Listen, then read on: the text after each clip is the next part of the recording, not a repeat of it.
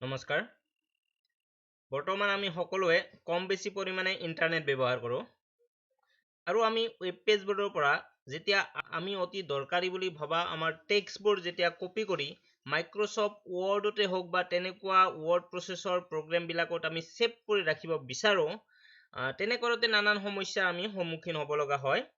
যেনে ধৰক টেক্সটৰ লগত আপোনাৰ ফৰমেট বিলাকো আহি যায় যেনে বেকগ্ৰাউণ্ড কালাৰ বা পিকচাৰ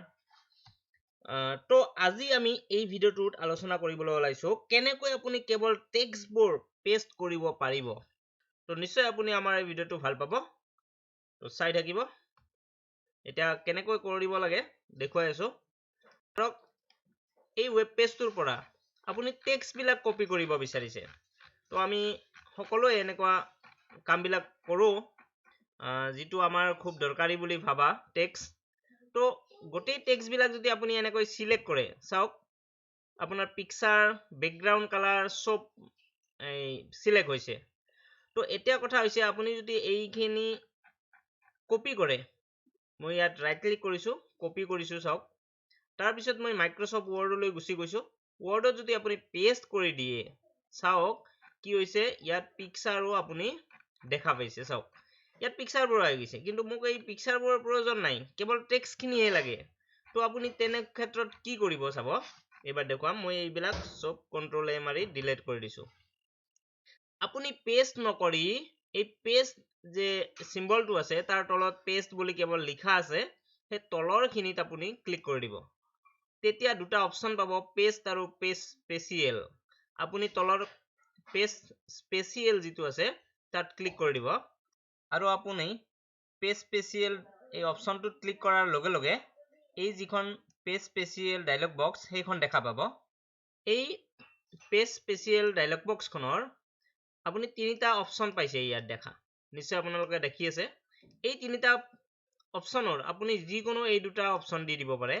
এই দুটা হৈছে আনফৰমেটেড টেক্সট বা আনফৰমেটেড ইউনিকোড টেক্সট আপুনি আনফৰমেটেড টেক্সটত ক্লিক কৰি ওকে ক্লিক কৰি দিয়ক চাওক আপোনাৰ কেৱল টেক্সট বিলাকহে আহিছে ইয়াত পিকচাৰ বিলাক অহা নাই বা বেকগ্ৰাউণ্ড কালাৰ যি আছিল সেইবোৰ অহা নাই বা লাইন যিবিলাক আছিল সেইবোৰ অহা নাই তো এতিয়া আপুনি দৰকাৰ হলে আপোনাৰ এইবোৰ নিজাকে আপুনি ফৰমেট কৰিব পাৰে তো আপুনিও কৰি চাব এনেকৈ নিশ্চয় ভাল পাব আপোনাৰ প্ৰয়োজন অনুযায়ী এতিয়া আপুনি ইচ্ছামতে ইয়াত ফৰমেট কৰিব পাৰে চাওক এবাৰ আন এটা টিপছৰ বিষয়ে আলোচনা কৰিম এইবাৰ যিটো টিপছৰ বিষয়ে আলোচনা কৰিম এই টিপছটো সকলোৰে কামত আহিব তো আমি সকলোৱে আগতে বনোৱা ফাইলবিলাক বিচাৰি উলিয়াব লগা হয় যদি আপুনি বহুদিন আগতে বনোৱা ফাইল এটা বিচাৰি উলিয়াব লগা হয় তেতিয়া নিশ্চয় আপুনি ফাইল নেমটো পাহৰি যাব পাৰে আৰু যদি আমি ফাইল নেমটো পাহৰি যাওঁ তেতিয়া আমাৰ বহুত সময় লছ হয় ফাইলটো বিচাৰি উলিওৱাৰ কাৰণে তো আমি কি কৰিব লগা হয় তেতিয়া আপুনি চাব মাই ডকুমেন্টস বা এনেকুৱা ফল্ডাৰ বিলাকত যিবিলাক ফল্ডাৰত আমি সাধাৰণতে ফাইল বিলাক সেভ কৰো সেইবিলাকৰ ফাইল বিলাক খুলি খুলি চাব লগা হয় নিশ্চয় আপুনিও হেনেকৈ খুলি খুলি চাই যদি এই ফাইল নেমটো আপুনি পাহৰিছে এনেকুৱা টিপছ এটা আপুনি ব্যৱহাৰ কৰিব পাৰে যিটো টিপছ ব্যৱহাৰ কৰিলে আপুনি ফাইল বিলাক খুলি নাচালেও হ'ব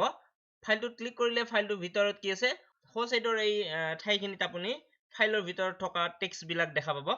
তাৰ কাৰণে আপুনি অল্টাৰ পি প্ৰেছ কৰিব চাওক অল্টাৰ পি প্ৰেছ কৰাৰ লগে লগে এই ফাইলটোৰ ভিতৰত কি আছে সো সাইডে দেখুৱাইছে নেক্সট মই এটা বেলেগ ফাইল এটাত ক্লিক কৰি দিছো চাব এই ফাইলটোত কি আছে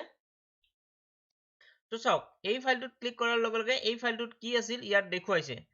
হেনেকৈ মই যদি আন এটা ফাইলত ক্লিক কৰি দিওঁ চাওক এনেকৈ আপুনি ফাইল বিলাকত ক্লিক কৰি কৰি চাব পাৰিব যে ভিতৰত কি লিখা আছে আৰু আপুনি অল্টাৰ পি প্ৰেছ কৰি দিয়াৰ লগে লগে এইখিনি প্ৰিভিউ হৈ থকাখিনি নাইকিয়া হৈ যাব আৰু আপুনি অল্টাৰ পি মাৰি দিয়াৰ লগে লগে প্ৰিভিউ হোৱা আৰম্ভ কৰিব এইখিনি তো নিশ্চয় আপোনালোকে এইটো ইউজ কৰি চাব নিশ্চয় ভাল পাব কিয়নো আমি সাধাৰণতে ফাইল নেম বিলাক পাহৰি যাওঁ কিয়নো আমি ফাইল নেম বিলাক সেই ডকুমেন্টস ৰিলেটেড সেই ডকুমেন্টসটোৰ লগত সম্পৰ্ক থকা ফাইল নেম নিদিও সেই কাৰণে আমি ফাইল নেম বিলাক পাহৰি যাওঁ আৰু এতিয়াৰ পৰা আপোনালোকে সেই ফাইল নেম বিলাক সেই ডকুমেন্টসটোৰ ৰিলেটেড ফাইল নেম এটা দিব চেষ্টা কৰিব তো নিশ্চয় আমাৰ এই ভিডিঅ'টো ভাল লাগিছে যদি ভাল লাগিছে লাইক আৰু কমেন্ট কৰিব তো লাইক আৰু কমেণ্ট কৰাৰ উপৰিও ভিডিঅ'টো শ্বেয়াৰ কৰিবলৈ নাপাহৰিব আৰু যদি আমাৰ এই চেনেলটো এতিয়াও আপুনি ছাবস্ক্ৰাইব কৰা নাই অনুগ্ৰহ কৰি ছাবস্ক্ৰাইব কৰিব আজিলৈকে ইমানেই ধন্যবাদ